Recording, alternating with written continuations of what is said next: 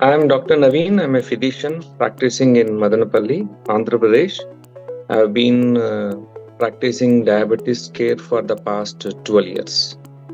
So I did my post-graduation in Kurnool Medical College and had some experience in NIMS Hyderabad and Care Hospitals Banjara Hills. And then I started my own clinic in Madanapalli. How does Imeglimin fit into your regular practice with the current landscape of T2DM treatment options? So Imeglimin is the latest drug in the armamentarium of anti-diabetes care. So Imeglimin acts at a different molecular level. It acts at the mitochondrial level. So it has given promising results in clinical practice. So the amount of HbA1c reduction is significantly good with Imeglimin. So Imeglimin improves the mitochondrial function and also it reduces the hepatic gluconeogenesis. So thereby it acts at the cellular level to control the blood sugar levels. In what specific patient populations do you see the greatest benefit of using Imeglimin? Imeglimin is useful in all subsets of patients.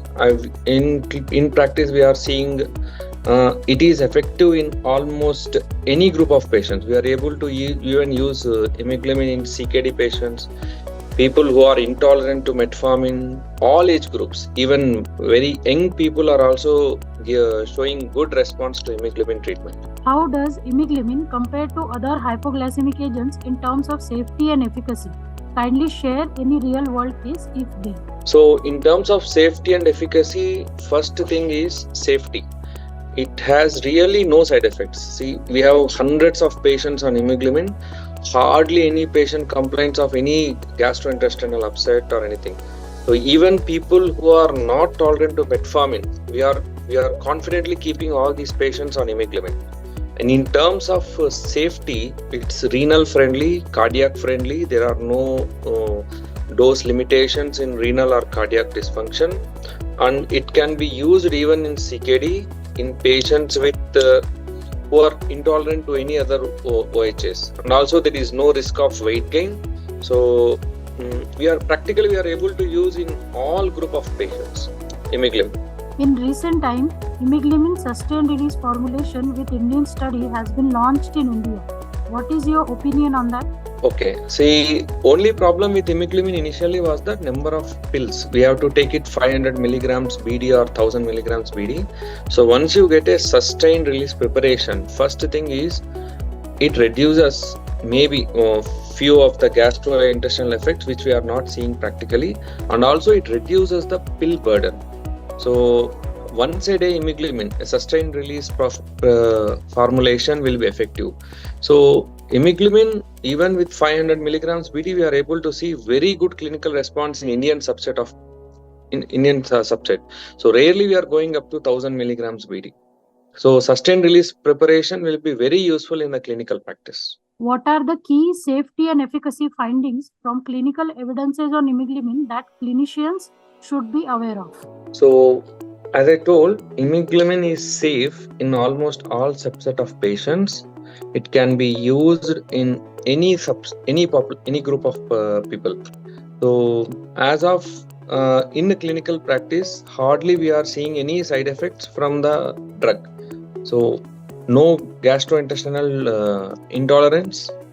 Even people who are not tolerating metformin, where there is no other option other than going to insulin, the moment we are starting them on Imeglimin, the blood sugar control is very significant, and we are able to see blood sugar control of around 100 milligrams per deciliter fasting and 150 milligrams per deciliter postprandial, and the HbA1c reduction is also somewhere around 2 to 2.5%. So what we are able to see, this is showing a significant additive effect with any ongoing OHS.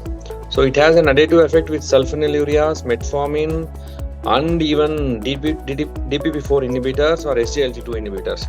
Even patients who are on full dose of all these 4 medications, once we are adding Imeglimin, the amount of blood sugar reduction is very significant.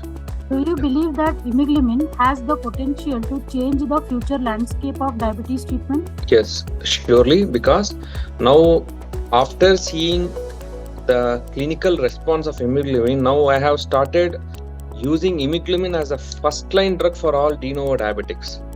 So probably I can tell you in 1 or 2 months. So now we have reduced the dose of sulfonylureas. Almost sulfonylureas have been removed from the prescriptions.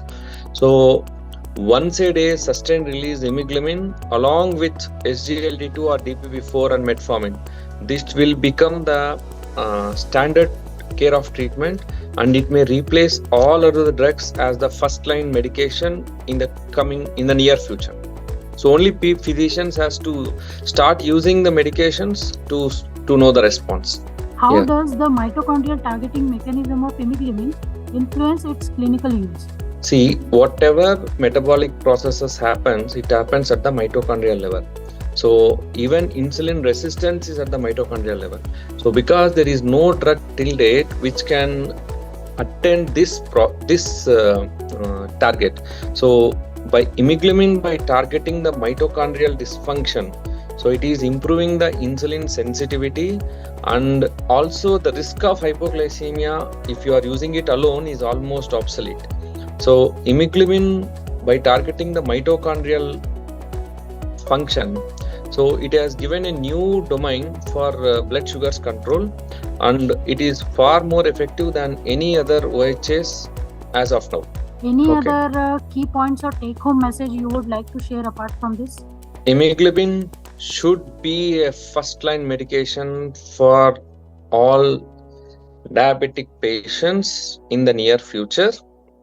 Imeglimin can be used in all subset of patients. Imeglimin can be used in people who are even not tolerant to metformin. Imeglimin is can be used in each and every person. So, and also the efficacy and potency of Imeglimin is far superior than other OHS.